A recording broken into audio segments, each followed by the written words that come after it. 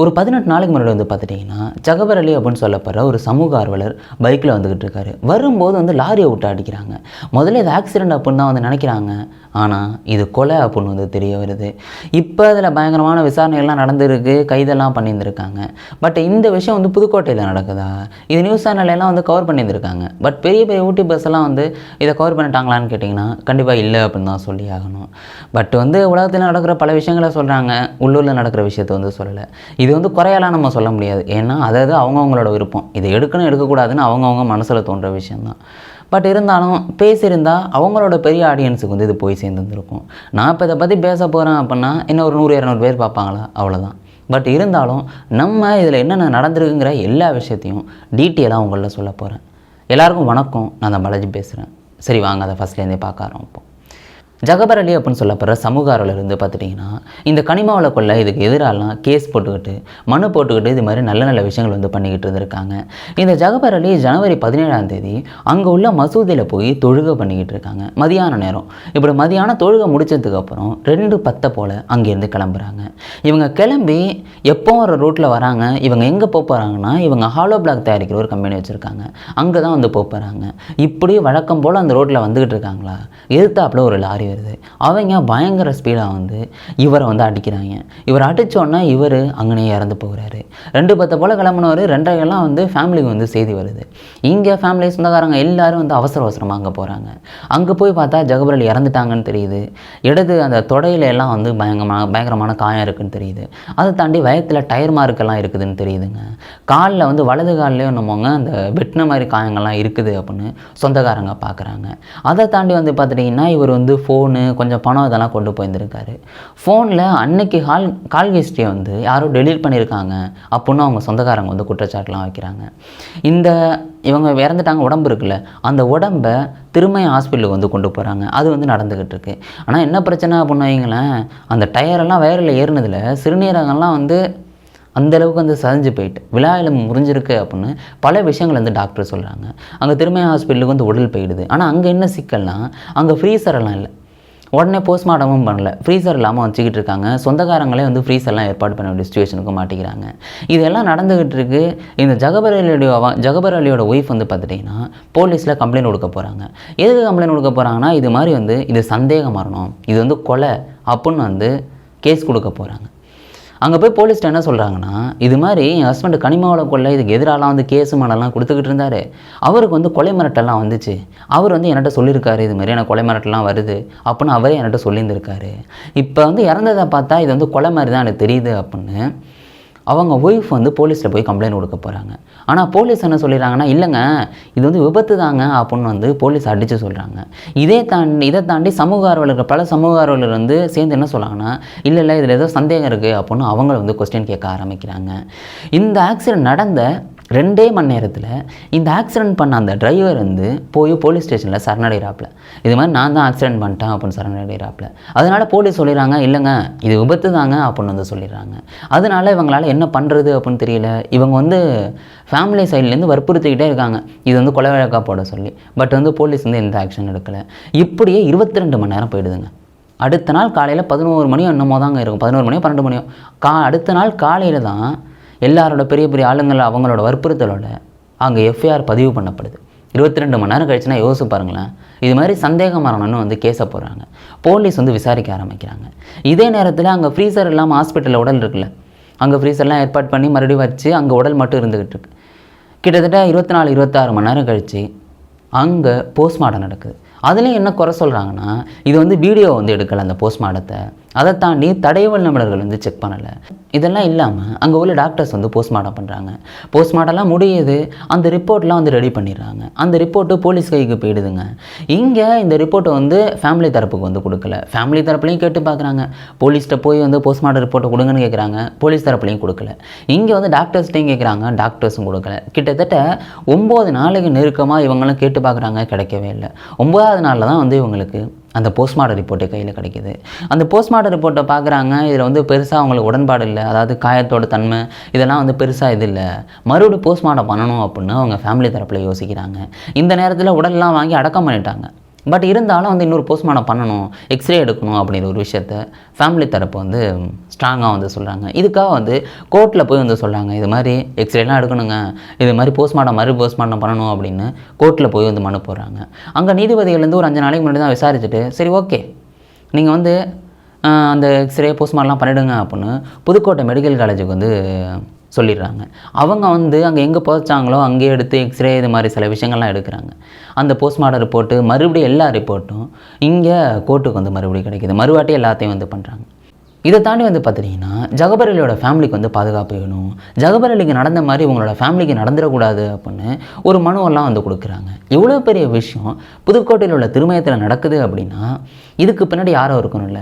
இந்த ஜகபர் அலி யார் மேலே கேஸ் கொடுத்தா, என்ன நடந்திருக்குது அப்படின்னு கேட்டிங்கன்னா, இந்த ஜகபர் அலி 4 வருஷத்துக்கு முன்னாடி 6 மாதம் ஆர்ஆர் அப்படின்னு சொல்லப்படுற ஒரு கம்பெனிகிட்ட வேலை பார்க்குறாரு, மேனேஜராக வந்து வேலை பார்க்குறாரு. இவங்க ஆர்ஆர் வந்து பல நிறுவனம் வந்து இவங்களுக்கு கீழே வந்து வச்சுருந்துருக்காங்க. 6 மாதம் வேலை பார்த்ததுக்கப்புறம் வெளில வந்துடுறாரா, வெளில வந்ததுக்கப்புறம் நாட்கள்லாம் போகும்போது இவர் கனிம வள கொள்ளைக்கு எதிராக கேஸ் போடுறது, இது மாதிரி பல விஷயங்களை வந்து இவர் பண்ணிக்கிட்டே இருக்கிறாரு. இந்த புதுக்கோட்டையில் திருமயத்தில் வந்து பார்த்துட்டிங்கன்னா ஒரு 5 நிறுவனங்க. அது என்னென்னா RR crushers, RR M sand unit 1, RR M sand unit 2, அப்புறம் இன்னும் 2 ஒரு நிறுவனம். எல்லாம் வந்து ஒரு கூட்டு மாதிரி பண்ணுவீங்களா, ஆனால் எல்லாம் தனித்தனியாக இருக்குது. இந்த 5ம் சேர்ந்து கவர்மெண்ட் அப்ரூவல் இருக்குது உங்களுக்கு. எவ்வளோ நாளைக்கு இருக்குன்னா 14/11/2018 13/11/2023, அதாவது 5 வருஷம் இவங்களுக்கு அப்ரூவல் இருக்குது இந்த கனிம வளங்களை வெட்டி எடுக்கலாம் அப்படின்னு. அந்த அப்ரூவல் இருக்கிறதுனால அதெல்லாம் பிரச்சனை கிடையாது. ஆனால் அந்த 2023 டிசம்பரில் முடிஞ்சதுக்கப்புறம் இப்போ ஒரு வருஷமாக வந்து கவர்மெண்ட் அப்ரூவலே இல்லாமல் அந்த கனிம வளங்களெல்லாம் வெட்டி எடுக்கிறாங்க அப்படின்னு இவர் வந்து மனுவை கொடுக்குறாரு. அங்கே தான் வந்து பிரச்சனையாக ஆரம்பிச்சது. மனுவை கொடுத்ததுக்கு தான் இவங்க வந்து போட்டு தள்ளினது. ஆனால் இந்த பிரச்சனை 2 வருஷத்துக்கு முன்னாடியே ஆரம்பிச்சிட்டு, அப்போ வந்து இது மாதிரி அதிகமாக வெட்டுறாங்கன்னு சொல்லியோ ஏதோ வந்து மனுவெல்லாம் கொடுக்குறாரு போய். ஆனால் மாவட்ட நிர்வாகம் வந்து பெருசாக கண்டுக்கலையாம். அதுக்கப்புறம் வந்து கோர்ட்டுக்கெல்லாம் போகிறாரு. கோர்ட்டுக்கு போனதுக்கப்புறம் அங்கே விசாரிச்சுட்டு ஏதோ சொல்கிறாங்க, நீங்கள் வந்து விசாரிங்க அப்படின்னு மாவட்ட நிர்வாகத்துக்கு ஒரு இதை கொடுக்குறாங்க. ஆனால் மாவட்ட நிர்வாகம் அப்பயும் வந்து கண்டுக்கலை அப்படின்னு வந்து சொல்லப்படுது. இப்படி போகுது. இப்படி போகும்போது தான் இப்போ வந்து பார்க்குறாரு, என்னடா 1 வருஷமாக இவ்வளோ வெட்டி எடுத்துக்கிட்டு இருக்காங்க, அது அனுமதியே இல்லாமல் வெட்டி எடுக்கிறாங்க அப்படின்னு இவர் வந்து கேஸ் போடுவோம், அதுவும் டீட்டெயிலாக வந்து போய் மனுவெல்லாம் கொடுப்போம் அப்படின்னு பல ஆதாரங்களை கலெக்ட் பண்ணி தாசில்தாரை டிசம்பர் 26, 2024 அன்றைக்கி போய் பார்க்குறாரு. போய் மனுவை கொடுக்குறாரு. ஆனால் எந்த ரெஸ்பான்ஸ் இல்லை அப்படின்னு தெரியுது. சரி ஓகே, நம்ம அடுத்த வந்து ஆர்டிஓ போய் பார்ப்போம் அப்படின்னு ஜனவரி 10 அன்றைக்கி அங்கே போய் பார்க்குறாரு. டிஆர்ஓ போய் பார்க்குறாரு. சுரங்கத்துறை ஆஃபீஸரை வந்து போய் பார்க்குறாரு. அதுக்கப்புறம் 2 நாள் கழிச்சு சரி எந்த ரெஸ்பான்ஸ் இல்லை அப்படின்னு கலெக்டரை போய் வந்து பார்க்குறாங்க. கலெக்டரேட் வந்து போய் மனு கொடுக்குறாங்க, இது மாதிரி நடக்குது அப்படின்னு. இது எல்லாமே நடந்துக்கிட்டு இருக்குது. இத்தனை பேர்கிட்ட கொடுக்குற மனு என்ன அப்படின்னு வந்து பார்த்துட்டிங்கன்னா பல விஷயங்கள் வந்து அதில் உள்ளடக்கியிருக்கு. இவர் சொல்கிற விஷயம் கிட்டத்தட்ட அந்த 5 நிறுவனங்கள் வந்து பல கோடி ரூபா கவர்மெண்ட்டுக்கு வந்து ஏமாற்றிருந்துருக்காங்க. 1 வருஷம் வந்து அனுமதியே இல்லை. 150 தொழிலாளர்கள் அங்கே வேலை பார்த்துக்கிட்டு இருக்காங்க. பல கனரக வாகனங்கள் வந்து வந்துட்டு போயிட்டுருக்கு. அவ்வளோ வந்து வெட்டி வந்து எடுத்துகிட்டு போய்கிட்டே இருக்கிறாங்க அப்படின்னு வந்து இவர் வந்து சொல்லியிருந்திருக்கார். இதை தாண்டி இவர் பல விஷயங்களை வந்து அதில் வச்சுருந்துருக்கார் அந்த ஆதாரமாக. அது என்னென்னா, இந்த காலாவதியான உரிமை இருக்குல்ல, 2023 லாஸ்ட்டில் முடிஞ்ச அந்த உரிமை இருக்குல்ல, அது அடுத்த இந்த இவங்க வந்து சட்டவிரோதமாக கொண்டு பதுக்கி வச்சுருக்க அந்த சில ஆவணங்கள், அதை தாண்டி 30 ஹெக்டேரோட சர்வே எண்கள், அப்புறம் ஜிபிஎஸ் புகைப்படம் அப்படின்னு பல விஷயங்களை வந்து அதில் இணைச்சிருக்காரு. இதை தாசில்தார்கிட்ட போய் மனுவாக கொடுக்குறாரு. ஆர்டிஓ, டிஆர்ஓ, சுரங்கத்துறை ஆஃபீஸர்ஸு, அடுத்த கலெக்டர் அப்படின்னு எல்லார்ட்டையும் மனுவாக கொடுக்குறாரு. எங்கேயாவது ஆக்ஷன் எடுத்துருவாங்களா அப்படின்னு. பட் எங்கேயுமே வந்து கிட்டத்தட்ட ஆக்ஷன் எடுத்து அதை தடுக்கலை அப்படின்னு தான் சொல்லியாகணும். இப்படி வந்து போயிட்டுருக்கா. இவர் வந்து அந்த கலெக்டரை பார்த்து முடிச்சுட்டு வெளில வராரு. அப்போ வந்து ஜனவரி 13 பேட்டி கொடுக்குறாரு சில பேர்கிட்ட. அது என்னென்னா, இது மாதிரி எனக்கு வந்து மிரட்டெல்லாம் வந்துக்கிட்டு இருக்குது, இது மாதிரி நான் வந்து போய் டிசம்பர் 26 போய் மனு கொடுக்குறேன் தாசில்தார்கிட்ட, ஆனால் அந்த டீட்டெயில் எப்படி வெளில வந்துச்சுன்னு தெரில, உடனே வந்து என்னெல்லாம் மிரட்ட ஆரம்பிக்கிறாங்க, இந்த தகவல்கள் வந்து ஆர்ஆர் அவங்களுக்கெல்லாம் வந்து அந்த குரூப்புக்கெல்லாம் வந்து தெரிஞ்சுட்டு அப்படின்னு இவர் மீடியாட்ட வந்து சொல்லியிருந்திருப்பார். இது வந்து இவர் இறந்ததுக்கப்புறம் இந்த வீடியோ வந்து ட்ரெண்ட் ஆக ஆரம்பிக்குது. கிட்டத்தட்ட 70,000 லாரிகளுக்கு மேலே அந்த சக்கைகளை கொண்டு வந்து பதுக்கி வச்சுருந்துருக்காங்க அப்படின்னு இவர் சொல்லியிருந்திருப்பார். நான் வந்து இங்கே கம்ப்ளைண்ட் கொடுக்க வந்தால் என்னிட்ட சொல்கிறாங்க, ஒரு 10 நாள் வெயிட் பண்ணுங்க, நாங்கள் வந்து ஆக்ஷன் எடுக்கிறோம் அப்படின்னு இங்கே எல்லாம் சொல்கிறாங்க. ஆனால் நான் கம்ப்ளைண்ட் கொடுத்த உடனே 40 லாரிகள் பகலாக வந்து அந்த பதுக்கி வச்சுருக்கிறதெல்லாம் எடுத்து அந்த உடனே அவசர அவசரமாக ஏற்றி எங்கே தோண்டாங்களோ அங்கேயே கொண்டாந்து கொட்டிட்டு போகிறாங்க. இது வந்து நடந்துக்கிட்டே இருக்கிற அப்பகலா 10 நாளாக ஆனிச்சுன்னா மறுபடியும் எல்லாத்தையும் இங்கேயே கொண்டாந்து கொட்டிடுவாங்க, ஆதாரங்களே இருக்காது அப்படின்னு ஜகபர் அலி வந்து சொல்லியிருந்திருப்பார். மீடியாட்ட வந்து சொல்லுவார். இது வந்து நடக்குது. இந்த வீடியோ வந்து ட்ரெண்ட் ஆகுது, எல்லாமே வந்து நடந்துக்கிட்டு இருக்கு. பட் வந்து எந்த ஆக்ஷனும் இல்லையா. இவர் வந்து சொல்கிறாரு, சரி கடைசி கட்டமாக எங்களுக்கு ஒரு வழி தான் இருக்குது. இந்த ஜனவரி 17ஆம் தேதி நாங்கள் மக்கள் எல்லாம் கூட்டி போராட்டம் பண்ண போகிறோம் இவங்களுக்கு எதிராக அப்படின்னு வந்து சொல்லியிருந்திருப்பார். இப்படி சொல்லிவிட்டு அவர் வந்து போயிடுவார். ஜனவரி 17ஆம் தேதி வருது. அன்னைக்கு தான் இவர் மதியான நேரத்தில் போய் மசூதியில் தொழுகையை முடிச்சுட்டு வராரு. இப்படி பைக்கில் வரும்போது இங்கே லாரியில் வந்து இங்கே பார்த்துக்கிட்டு இருக்காங்க, அங்கே வர்றாரா அப்படின்னு. இப்படி அங்கேருந்து பார்த்துக்கிட்டு இருக்காங்க, வர்றாங்கன்னு தெரியுதா. இவங்க வேகமாக போய் முதல்ல விட்டு ஏற்றுறாங்க. ஏற்றுனதுக்கு அப்புறம் அவர் இறக்கலை, மறுபடியும் வந்து ஏற்றுறாங்க இறக்கணுங்கிறதுக்காக. மறுபடியும் ஏற்றுனதில் அவர் வந்து இறந்து போகிறார். அதெல்லாம் இறந்து போனதை கன்ஃபார்ம் பண்ணிட்டு தான் வந்து அவங்க அங்கிட்ட வந்து போகிறாங்க. அதுக்கப்புறம் 2 மணி நேரம் கழித்து டிரைவர் வந்து சொல்கிறார் இது மாதிரி ஆக்சிடெண்ட் அப்படின்னு. இது வந்து நடக்குது. இப்போ வந்து இது கொலை அப்படிலாம் கண்டுபிடிச்சிட்டாங்க. இது எல்லாமே வந்து நடந்துக்கிட்டே இருக்குது. யோசிச்சு பாருங்களேன், இந்த சம்பவத்தை எல்லாம் எந்த அளவுக்கு வந்து இறங்கி வந்து பண்ணியிருந்திருக்காங்க அப்படின்னு. இந்த தாசில்தார்கிட்ட போய் ஒன்று கேட்குறாங்க, என்னங்க நீங்கள் தான் வந்து இந்த தகவல்லாம் வெளில விட்டீங்க அப்படின்னு தகவல் பரவுதே, அது உண்மையா அப்படின்னு கேட்குறாங்க. அவர் என்ன சொல்கிறாருன்னா, டிசம்பர் 26ஆம் தேதி மனு கொடுக்க வந்தாங்க, நான் வாங்கினேன், வாங்கி படிச்சுட்டு ஆர்ஐயும் விவோவும் கூப்பிட்டு இது மாதிரி வந்து நீங்கள் போய் அங்கே பாருங்கள், அந்த ரிப்போர்ட் என்கிட்ட கொடுங்கன்னு சொன்னேன். அவங்க வந்து 9 ஜனவரி அன்னைக்கு அங்கே போய் ஆய்வு நடத்தினாங்க. அந்த நடத்திட்டு உடனே கொடுக்க முடியல, ஏன்னா பொங்கல் டைமாக இருந்தது, ஆஃபீஸரை பூட்டி இருந்தது. அதுக்கப்புறம் தான் அந்த ரிப்போர்ட்டை வந்து என் கையில் கொடுத்தாங்க. நான் வந்து எந்த தகவலையும் வெளிலையெல்லாம் விடவே இல்லை. இவங்க தான் கேஸ் கொடுத்தாங்க அப்படின்னு நான் எந்த தரப்புக்கும் சொல்லலை அப்படின்னு அந்த தாசில்தார் வந்து சொல்லுவார். நாங்கள் அப்படி ஆக்ஷன் எடுத்த உடனே அந்த பெரிய நிறுவனங்கள் வந்து அவங்களா வந்து கண்டுபிடிச்சிருக்காங்க அப்படின்னு தாசில்தார் வந்து சொல்லி இருந்திருப்பார்.